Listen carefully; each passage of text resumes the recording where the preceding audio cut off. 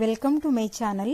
ఈరోజు అమ్మ వంటల రుచిలో ఆరోగ్యకరమైన మెంతికూర పప్పు ఏ విధంగా తయారు చేయాలో చూద్దాం. ముందుగా కుక్కర్లో అరకప్పు కందిపప్పును బాగా కడిగి 1.5 కప్పు వాటర్ వేసుకొని అరగంట పాటు నానబెట్టుకోవాలి.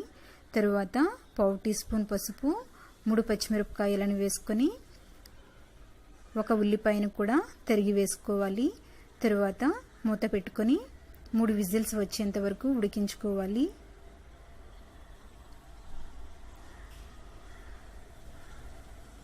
మూడు విజిల్స్ వచ్చిన తర్వాత స్టవ్ ఆఫ్ చేసుకుని కుక్కర్ బాగా చల్లారనివ్వాలి.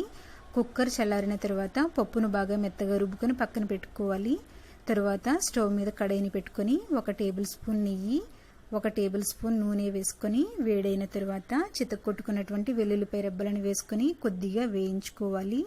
ఇవి కొంచెం వేగిన తర్వాత 1/2 టీ స్పూన్ ఆవాలు, 1/2 టీ స్పూన్ జీలకర్ర, 2 ఎండుమిరపకాయ ముక్కలను వేసుకొని వేయించుకోవాలి. ఇవి వేగిన తర్వాత కరివేపాకు, చిటికెడు ఇంగువ వేసుకొని వేయించుకోవాలి. ఇవి వేగిన తర్వాత శుభ్రం చేసి కడిగి పెట్టుకున్నటువంటి మెంతికూరను నేను 1 కట్ట తీసుకున్నాను. మెంతికూరను వేసుకొని 1 టమాటాను కూడా చిన్న ముక్కలుగా తరిగి వేసుకోవాలి. తరువాత 1 టీ స్పూన్ కారం, 1 టీ స్పూన్ ఉప్పు వేసుకొని అంతా బాగా కలుపుకోవాలి.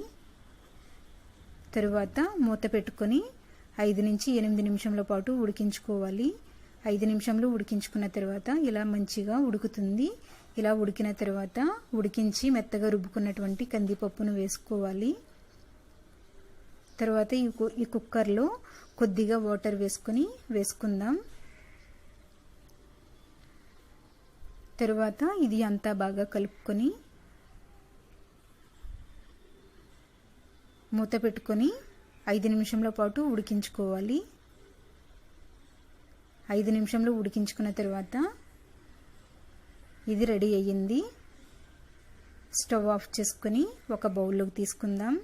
ఆరోగ్యకరమైన మెంతికూర పప్పు రెడీ అయ్యింది. దీనిని రైస్తోనూ రోటీతోనూ తిన్నట్లయితే చాలా టేస్టీగా ఉంటుంది. మీరు కూడా మీ ఇంట్లో తయారు చేసుకుని ఫీడ్బ్యాక్ పంపించండి. ఈ వీడియో మీకు నచ్చినట్లయితే లైక్ చేయండి, షేర్ చేయండి. మరిన్ని వంటల కోసం నా ఛానల్ని సబ్స్క్రైబ్ చేసుకోండి. Thank you for watching.